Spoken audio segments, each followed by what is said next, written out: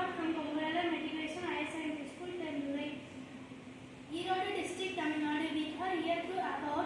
We are here to talk about prospects of India renewable energy car. It is useful for our daily life. It will not produce the noise pollution and air pollution. It will not work with the help of petrol or diesel or gas. It will be works with the help of renewable energy. It will be this project help us to run the car and the electrical appliances used in the houses.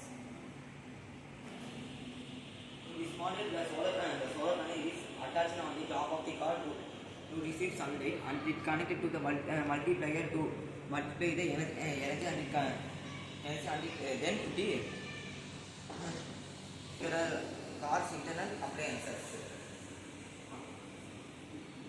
Built here dedicated solar car by connecting solar panels to a motor and battery backup. This car will not produce the noise and the air pollution. The products used were solar panel, battery backup, wires, electronic door, multiplier.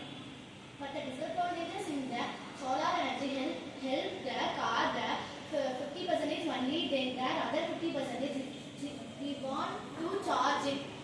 Thank you.